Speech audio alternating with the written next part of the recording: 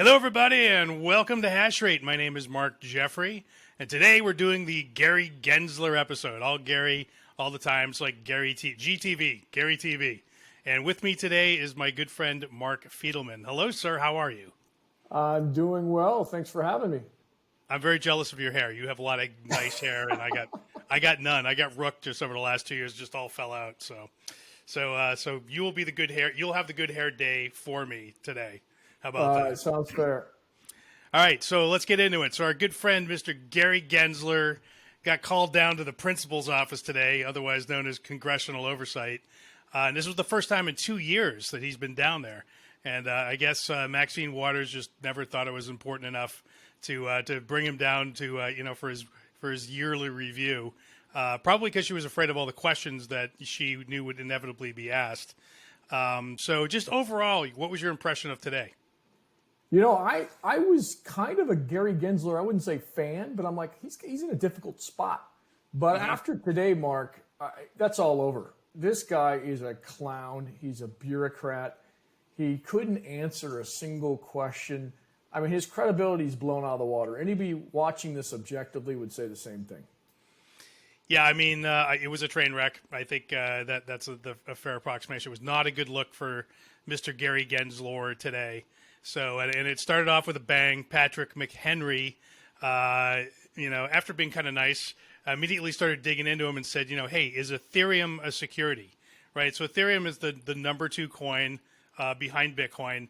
It is, that's the yardstick. So, if you're the guy making the rules, that's the thing that you point to as the golden example of, is it a security or not, and why or why not, that makes the rules clear for everything else. And what was his answer? He couldn't answer it. He couldn't. He didn't answer. He just punted. He said, "I don't want to be specific. I want to answer in generalities." Like, you moron, you've told me specifically, not Gensler but his team, that the rules are clear as to what's a security and what's not, and you can't even answer your own question about what he's.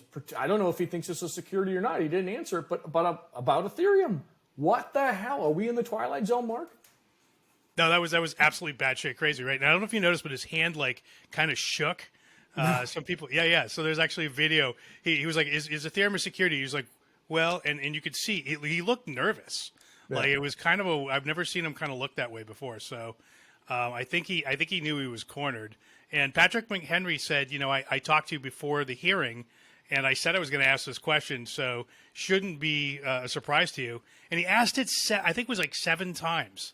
And in different ways, he said, just answer the question, dude, this is your job. Your job is the referee, right? And, is offsides against the rules? Yes or no? And it's like, well, no, it's not, I'll let you know when you break the rules, right? Right. It's kind of it. Or just come over here and talk to me, and I'll tell you what the rules are. Then you go over and talk to him, and he throws the flag, and he says clipping 25 yards. Right. That's sort of the game that he's playing, which is absurd. It is absurd. It's not fair to everybody. And all the complaints that we've all had in crypto, you could see plainly they were all true. And everything that the SEC has been telling us about the rules being clear are not true. Congress should throw the bum out. I don't think they will, but they should. And we should put somebody in that can put in a framework that makes sense so that we can all follow it. We all want to follow it, but there's nothing to follow. Yeah. I think everyone in our industry, like, we're dying to come into compliance, but we don't know what that is. And anyone who has actually investigated how to come into compliance has gotten shot. Like, if you go into the cave where they say, "Yeah, come on in, it's fine. We just talk to us." Those people come out riddled with arrows and bullets, and we're like, "No, doesn't look like that's a good place to go." And worse, you're on the radar now. Yeah, so it looks like that's a bad idea. If you heard his response to Maxine Waters, he says one of the responses to what she was saying about how we identify these crypto bad actors was, "Oh, they bring their lawyer, they have lawyers, they have a Twitter account, and they come in to see us." It's like, oh, really? Wow, yeah, that sounds like a dangerous person. Yeah, it does. Oh my God, I missed that. So my story is I was at a doctor's appointment this morning, all mornings. It was the only time I could get in. So I'm following it on Twitter, and then when I got home, I started catching up on the video. So there were little bits and pieces of it that I still haven't quite caught up on yet. So I didn't see that part. But I did see, the next part that I want to talk about is the commodity versus security both at once thing, right? So McHenry basically said, would you agree? He basically said the CFTC has said that Ethereum is a commodity, and the previous chairman of the SEC has clearly stated that it is a commodity. Would you agree, Gary Gensler, that it can't be both at the same time? And Gensler was like, well, securities actually are commodities, but the Securities and Exchange laws exclude those commodities into another class of commodity called securities. So, the Venn diagram is, commodities and securities are a subset of it. So he's like, technically they're the same thing. But he did agree that they shouldn't be classified as security and commodity at the same time in a mealy mouth kind of way, but he did agree. And Patrick McHenry's like, well, isn't that unclear for, people in the industry? And he wouldn't agree to that, which was pretty wild, right? So, and then just sort of as an aside, there was actually, so at the same time today too, we had two other events happen.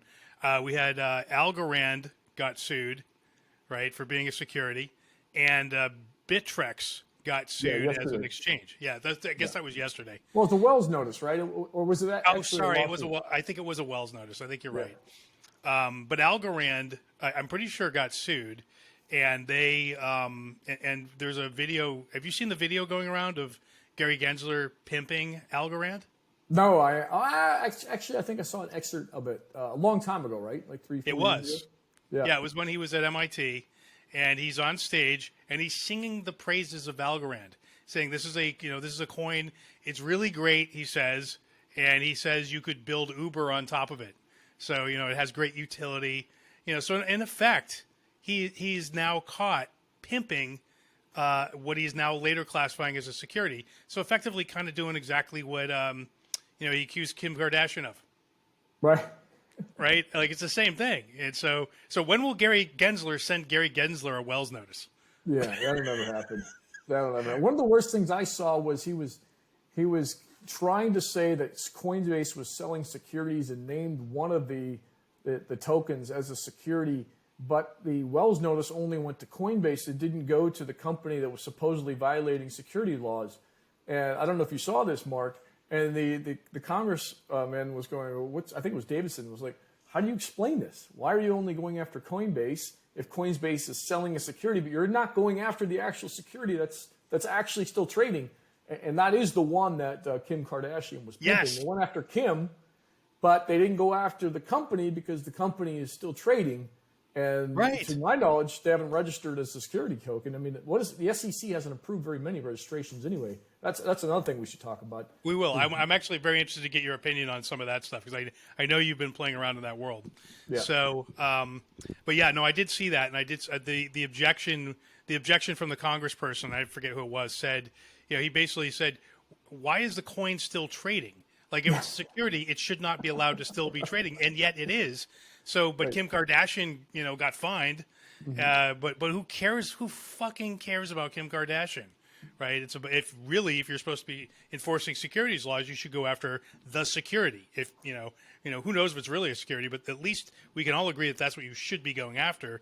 If in fact you believe that is an unregistered security, so. Yeah, I mean, why would you? I mean, Kim of all people, I'm not a big fan of hers, but why would you go after somebody that's not qualified to know if this is a security token or not? Even the company itself doesn't really know because the laws there's not a lot of clarity from the SEC.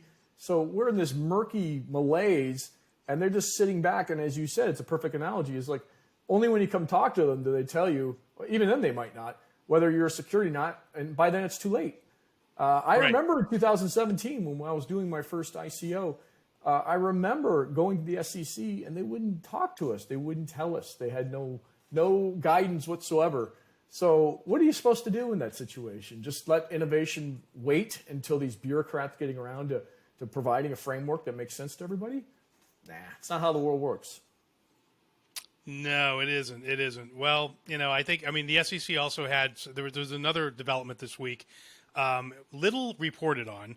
But basically in one of these Bittrex, I can't remember if it was Bittrex or Algorand, but in one of those, I think it was Bittrex, in one of those actions, there was a new novel bit of mental gymnastics on the SEC's part where they claimed that any coin that has a decreasing emission schedule.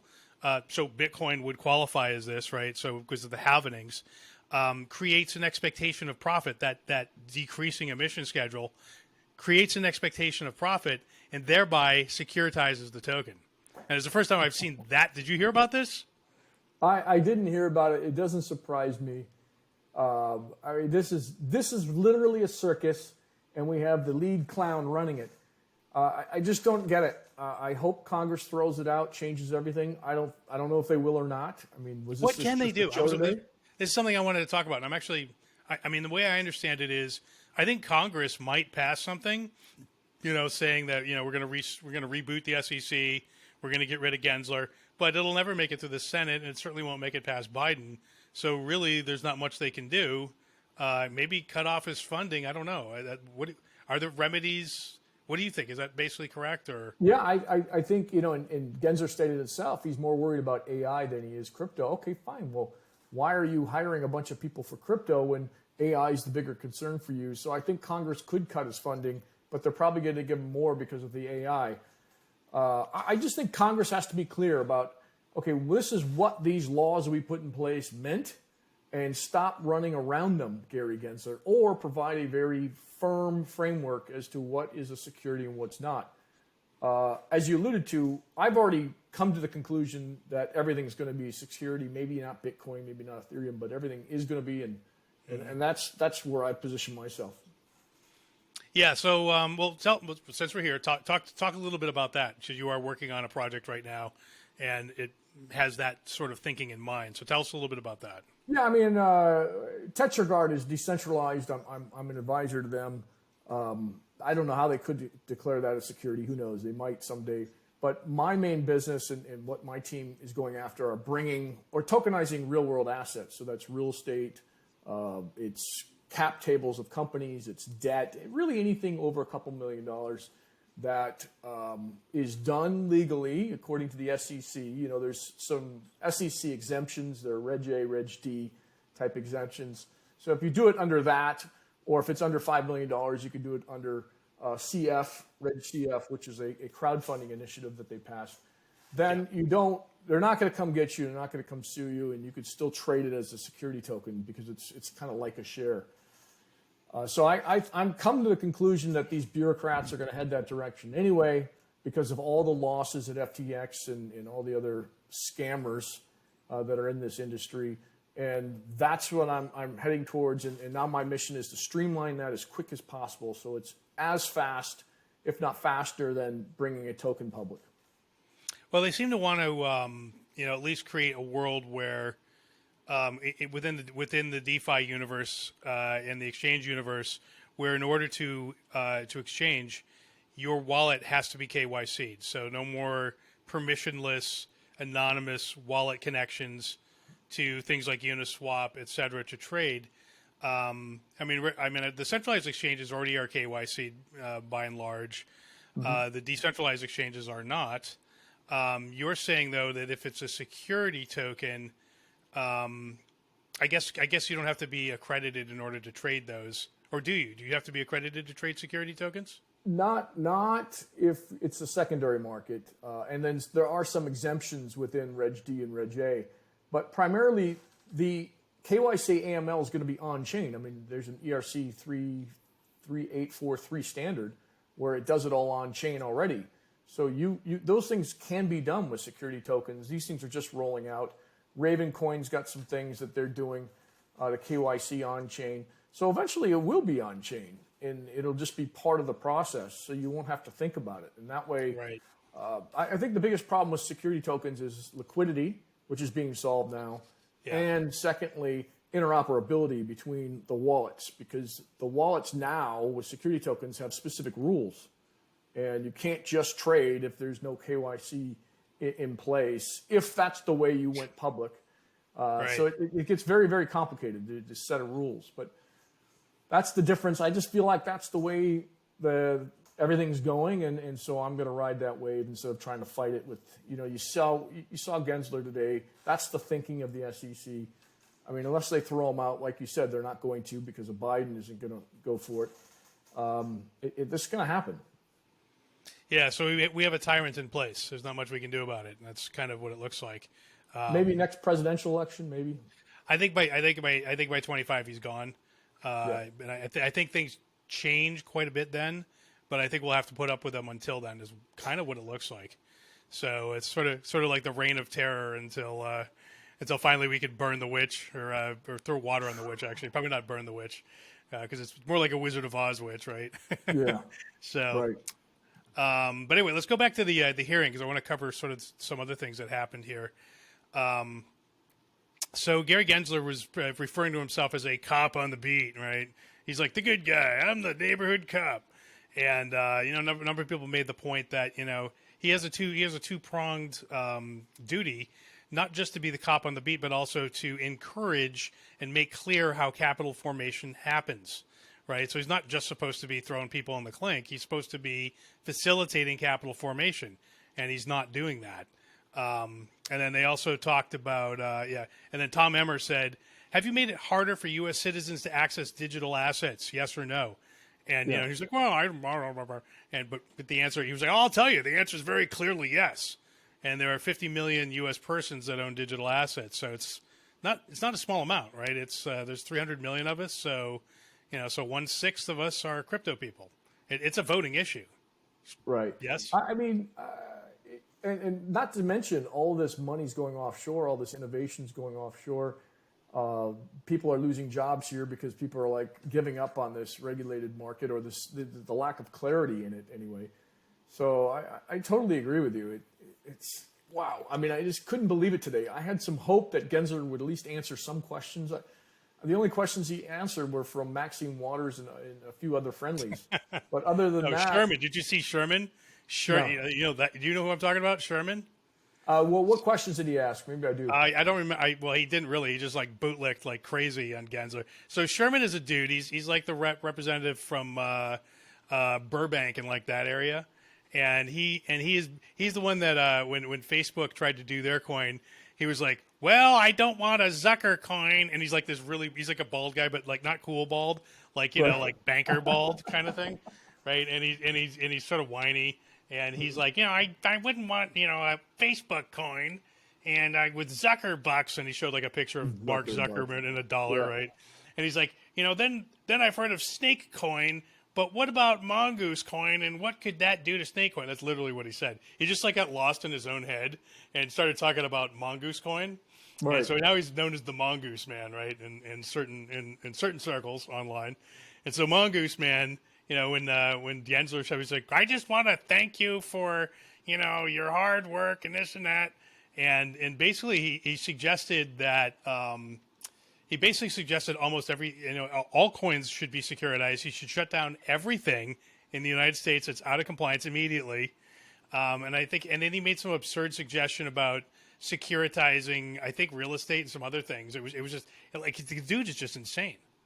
So anyway, so that we have to put up with that kind of commentary as well. I mean, how many of these people really understand the crypto market? Sherman doesn't. I mean, it's pretty clear.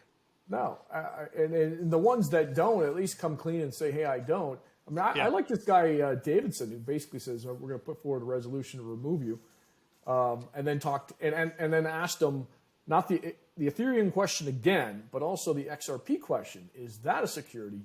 And I fully expected Gensler to say something. Well, I don't know. I'm not a cryptologist. In reference to what is the definition of a woman. He could not define what the definition was of XRP in terms of security. Not really, you're suing them. What are you talking about? So I could not believe what I was hearing. I really thought it was some sort. I thought we were being punked the whole time. Yeah, it was not a good look for Gensler, and there were also, Tom Emmer kind of came down pretty hard on him as well. And as I was saying earlier with that quote, have you made it easier for U.S. citizens or harder? And he also talked about how Gary Gensler met twice that we know of, might be more than twice, with SBF of FTX, Sam Bankman-Fried. And we know from the notes from the SEC that on the table, they were discussing a possible no-action letter for FTX. Right? This is before we found out that it was one of the largest criminal enterprises in human history. Yeah. Right? Maybe the largest. and they were going to offer them immunity. The theories abound about why that is. There's some personal connections between Gary Gensler and Sam Bankman-Fried's family. His mother and father are Stanford professors and lawyers, and his business partner, Caroline, her father was Gary's boss at MIT. So this is weird sort of, it's really crazy. And so the thinking was, or the theories were that, Gary clearly wants to get his arms around crypto. If he offered Sam Bankman-Fried and FTX a no action letter, and then went after Binance and found a way to kill that, and went after DeFi and found a way to kill that, well, then he would have successfully centralized all of crypto inside of FTX and had control over FTX by having control over SPF. That's the theory, right? And so, but it didn't happen that way. Binance killed FTX. Right. And destroyed that whole plan. If that was the well, if that wasn't now they're going after Binance. So now they're going after Binance, right? We'll see what happens with that. Yeah. So I saw. So it feels to me like you think that there's no hope here, that we're going to lose this in the United States at the very least. What happens overseas? Doesn't it all just go to other countries? Like, I'm talking about the open crypto, not the security crypto. Yeah, I think. Overseas, a lot of them will follow the U.S.'s lead. They're always looking to the U.S. 50% of the money is raised here in the United States. The rest spread out around the world. So I think they're just going to look to us and they're going to say, okay, we'll just follow. They're going to be lazy. They're going to follow. There will be some countries, I think, like Liechtenstein, that say, nope, we're a safe haven. And if you want to do what you guys are doing, just come here and just don't offer anything in the United States, something like that. I think we'll still see those around the world. I have no insider information. I know how bureaucrats work. And Gary Gensler said it himself when he was asked about stable coins. Mm-hmm. He said, one of the congressmen said, would you support a framework for monitoring and regulating these stable coins? And he kind of was reluctant. And he's like, only if it doesn't disrupt the traditional things that are in place now.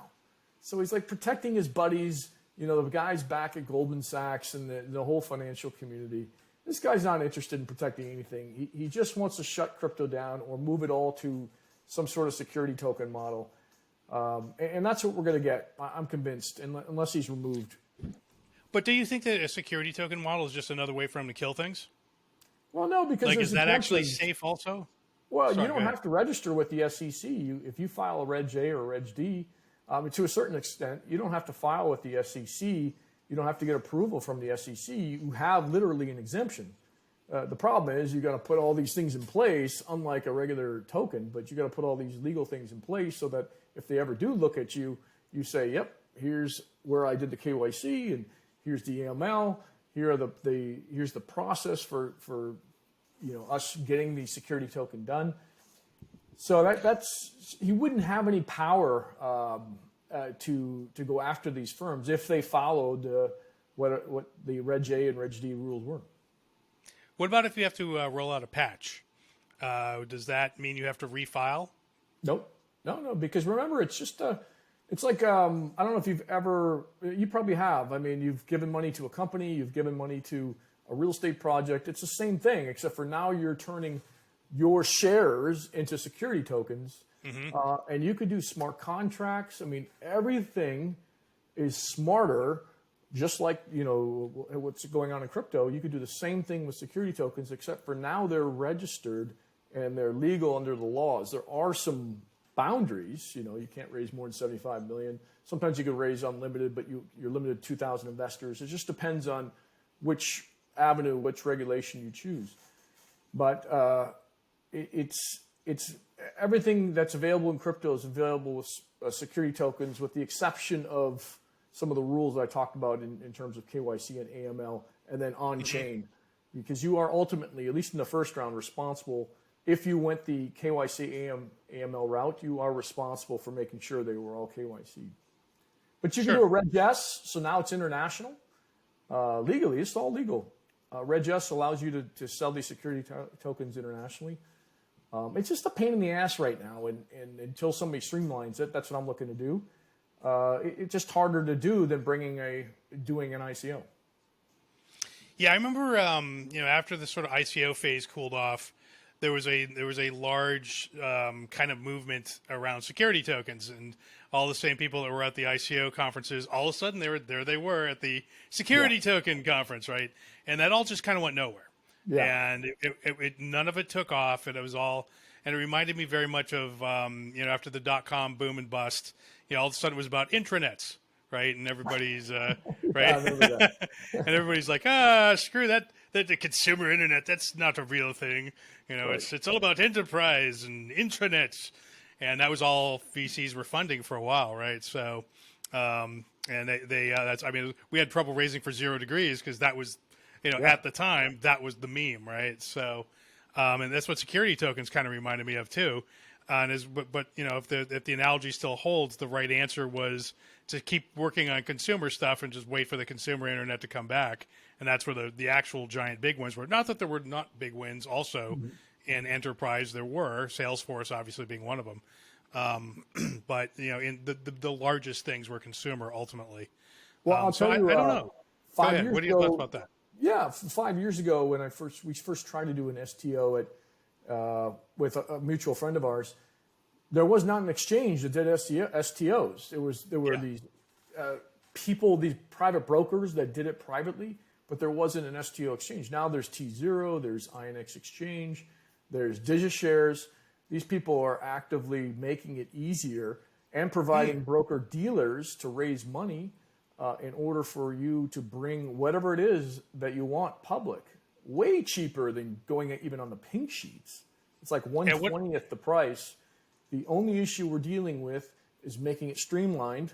That's what we're working on. And then liquidity. Liquidity will come, but it's going to take some time. But remember, with security tokens, you get dividends, you get a real share in something. There's intrinsic value to these things. There's NFTs that are security tokens. Security NFTs. They're doing it in Europe right now. NFTs represent a share of a building, and you get paid just by holding that in your wallet. So everything you can do in crypto, you can do in security tokens, except for now there's this regulation or regulatory framework around it. Let me ask a question. So you were talking about liquidity. So these exchanges. So this is all new to me. I've never heard of these names before. So I assume these are things like Coinbase or Uniswap, but for security tokens, and you have to be KYC in order to interact with them. What kind of volumes are those exchanges seeing right now? I mean, the biggest ones, you're seeing pretty good volume. Maybe they're a 50 to, a top 50 or 60 token on in the crypto world. These are the top 3 or 4. But for the most part, it's very little, maybe 100 trades a day, something like that. And that's just the nature of people like you. You don't know what the market is. A lot of people that own these security tokens, especially if they're involved in real estate, they don't want to sell because they're getting dividends every single month. Right. And they know the project's going to be sold in 4 years. So the project's over and the security token's worthless in 4 years and you're making money on it. Why would you ever sell it? So there's some of that. But there's going to be some very innovative things that come out, I think, in the next couple of years as this market develops. So I'm just trying to get in early and help shape this particular market. And there's 2 things that I've seen that need to take place. Is make it way more efficient, and then bring in the liquidity. And there's ways of doing that. Can I use like USDC in security token universe? Or is that To yours buy or stable? to buy the security token, absolutely. You could use anything to buy the security token. You can even put security tokens on Uniswap. You can't do that initially, but secondary market, I advise everyone to put it on Uniswap or PancakeSwap or SushiSwap. Okay, so it is pretty permeable with the regular universe. Yeah, more so than I thought. Yeah, the only issue is if you don't have a wallet that supports some of these smart contracts or some of the things that these security tokens can do, you could run into a little bit of trouble. But you could list them there, and the instructions are, hey, you better have one of these wallets because some of these companies are programming in, hey, if you don't have a KYC compatible wallet, then we're not going to give you the distribution. So what's the point of that? Right. So you just have to be a little careful there. And with the ERC 3, I think it's 3843 standard, it'll tell you don't have a wallet that's compatible, and it won't send it until you do. So it's getting smarter and smarter and smarter. And it's not hard to get one of these wallets. It's not like it's, you got a KYC into it, but once you have it, it's not that difficult to use. They're just like everyone else. Okay. So let's get back to the Gary stuff, because it's supposed to be the old Gary episode. And this has all been really interesting, by the way. I'm glad we took this little detour. But I also, I don't want to neglect Gary. This is Gary's special day, and I want to make sure Gary gets all the attention and love we want to give him. So, so today also Coinbase, on the same day this is all happening, said, if we can't get regulatory clarity, we're going to leave the United States. I saw that. Do you think that's real, or do you think that's an empty threat? I mean, that would mean everyone at Coinbase would have to move overseas, wouldn't it? Or could they still work here? I don't know how that would work. I mean, I don't know if people are working remotely or whatever. But I mean, I think some people would physically have to move. But I mean, I kind of feels like it's core to their business. So I don't feel like it's completely an idle threat. Yeah, I don't know what they would do to Dubai. stay in the United States. They go to Dubai, right? That's what I would do. Honestly, I think in courts. I don't know if you know this, but I'm a shareholder in Ripple. I think they're going to prevail with the SEC. I feel pretty strongly. Really? Yeah, I do. I think they're going to prevail. I don't think they go down. And then from there, I think the Coinbases and some of these exchanges that have been trying to follow the rules are going to say the same thing. Hey, these are the rules that we saw. This is how we interpreted them. This is how our attorneys interpreted them. I mean, these are Howey Test rules from the 1930s. Give me a fucking break. I don't think the juries are going to side with the SEC, but not based on what I've seen. Do you think so? What happens if Ripple wins? Does that destroy your thesis of everything's a security token?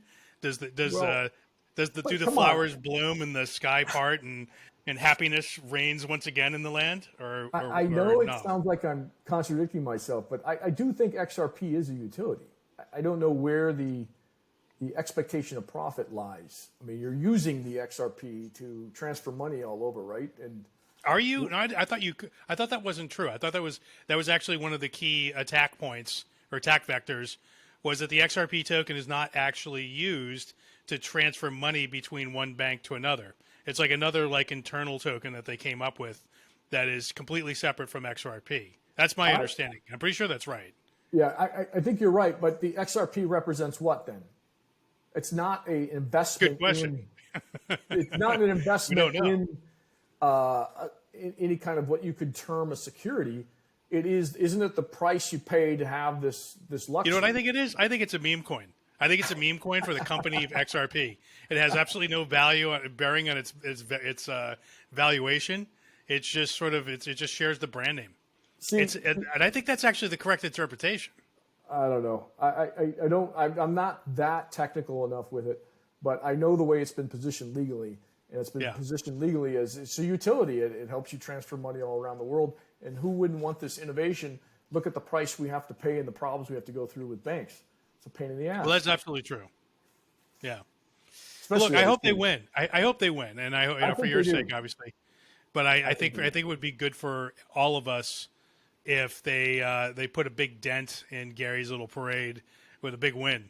And I think that would actually, I mean, today was a big dent in Gary's little parade, without a doubt. So the SEC is apparently hemorrhaging staff. That was another big point that was brought up. Mm-hmm. And people are leaving because they're disillusioned. They're like, look, we're everything here's fucked up. We're doing the wrong thing. We're not serving the people like we thought we were. So we're leaving. And that was brought up multiple times. Yeah. And there was the abuse of power. There was the turnover.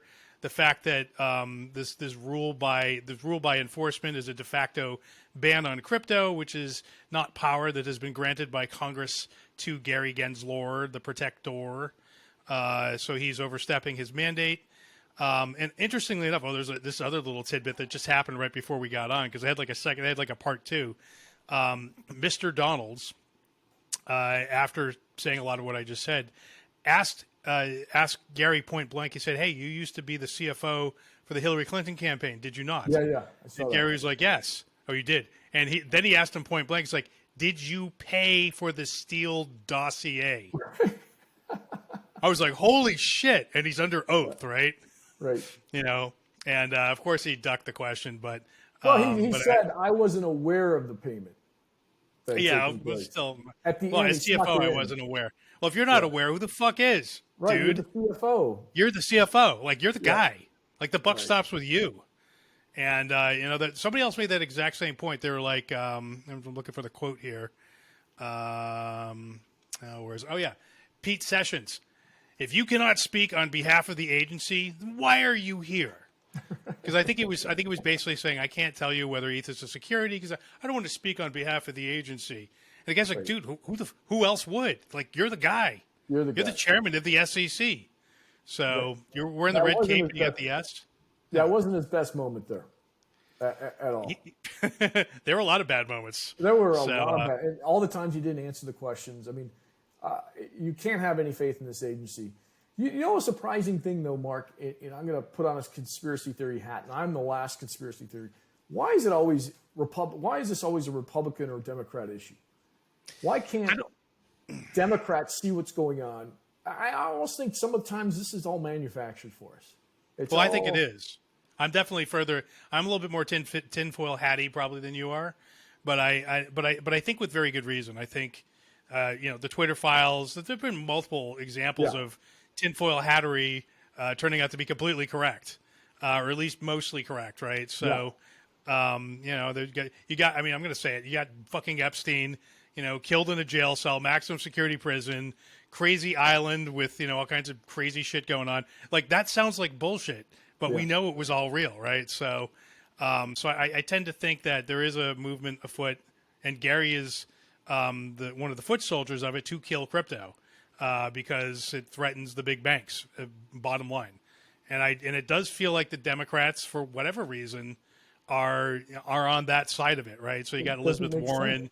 It has become a partisan issue, right? So, and the Republicans are by and large for crypto. You got Ted Cruz out there singing the praises of Bitcoin. I never thought I'd see that. That was a surprise. I was like, holy shit, Ted Cruz is understanding it and out there talking about it. But Trump in the past has said, I don't like Bitcoin. It's not a tremendous currency. So the orange emperor does not like it.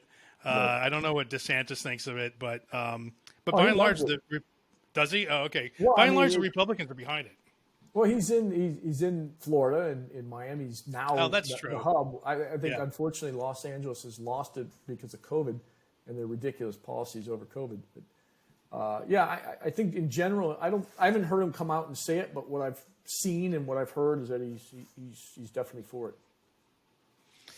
Yeah, it is a little bit. I have to admit, it is a little bit surprising. I mean, I've said this in the past, but if Elizabeth Warren understood DeFi and the fact that basically it boils down to fractional citizen ownership of banks and exchanges, where you are by supplying liquidity, getting revenue daily on a micro scale. It's normally the revenue that goes to all the big banks and all the big exchanges. Now it's going to the people. So it is the most progressive thing ever invented. And but it does it with capitalism, so it's sustainable, which is another word they seem to love, right?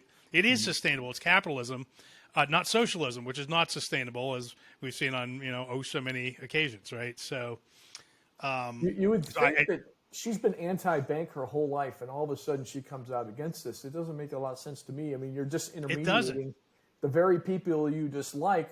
The enemy of my enemy is my friend. She should be behind us doing this, which is also adds to my conspiracy theory that this is all manufactured. And behind the scenes, they've already cut the deals. They already know what's going to happen. This is just theater. That's what it appears to be, because they contradict themselves and they take positions that don't make sense based on other positions that they're in. I'm just like, come on, this isn't real. Yeah, no, I'm with you on that, and I feel like we've got some more power in our engine just lately with the Republicans taking over Congress, and especially today. Like, there were a lot of voices that could have been you and me, right? Oh, yeah. I felt very represented today. But was it theater? I hadn't felt that in the past. Was it theater, or Gary didn't seem too concerned about his job. What was it? I don't know. It didn't seem like there was teeth to it.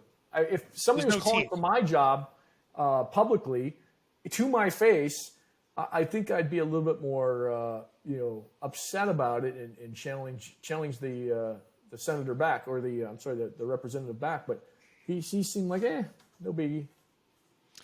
Well, because we discussed earlier, like there's no real remedy. There's nothing with teeth, right, that can get him.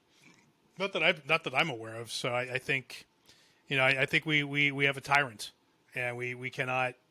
He's going to do a lot of. He's going to vandalize the space, and he's going to do as much damage as he can, as quickly as he can, in as many dimensions as he can. Hence, we get these wild legal theories like the halvening is tends to securitize coins like Bitcoin, right? Just absolutely batshit things. Why not?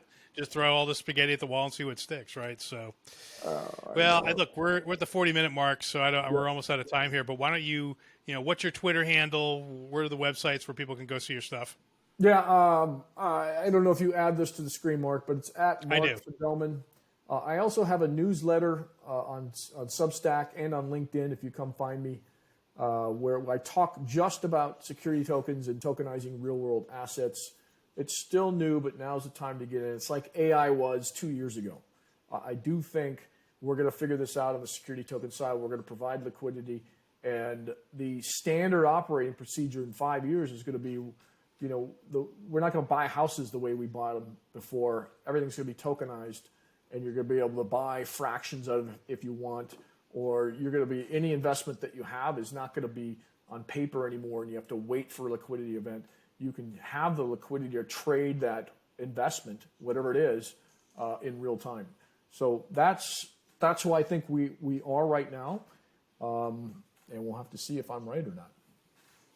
Well, it's a hell of a thesis, and thank you so much for explaining all that to me, because I hadn't, I've been I watch you on Twitter, but I didn't understand most of that until today. So thank you very much, and thank you for coming on at last minute. It just and the people don't know this, but I just sort of rang up Fidelman. I was like, hey, dude, let's do the Gensler thing, and he was game. So I really thank you. Thank you very much for coming on. I wish, Mark, I'd watched more of it. I probably watched an hour and a half of it, but wasn't it 5 hours? Yeah, it was about 5 hours. So that's why I haven't caught up yet on all of it. I've just been watching, but I've seen most of the little clips on Twitter. So but yeah. So thanks once again. This has been Hash Rate. My name is Mark Jeffrey. We'll see you all next time.